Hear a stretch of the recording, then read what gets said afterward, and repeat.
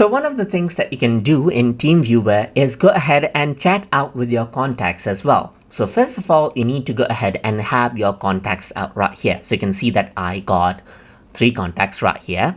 And then if I want to go ahead and chat with them, I can simply go around over here onto the chat section. And then you can see that I already have a person right here. You can click on the plus button and then you can go ahead and search out for your contact right here and chat with them as well. So around over here, I already have this person. Let's say, for example, I can simply say hi to this person. And then what happens is that the other person will receive out the chat right here, and as long as they are online, they will be able to go ahead and say hi back right here to you, just like this. You can even go ahead and add in emojis if you want to right here, just like this, but there's no attachment that you can actually do.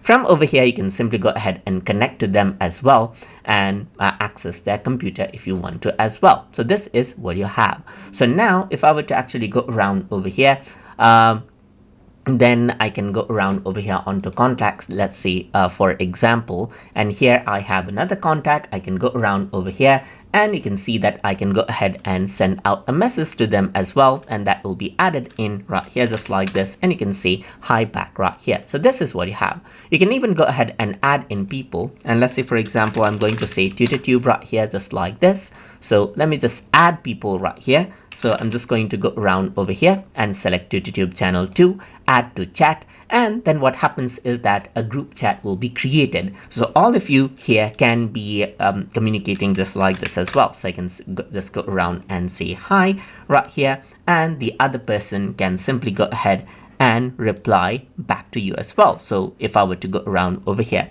so even if they have no contact with the other user, they will be able to discuss out, that is chat out through this particular chat area. So that is how you can go ahead and chat with the remote user using TeamViewer. So I hope you guys learned something as always.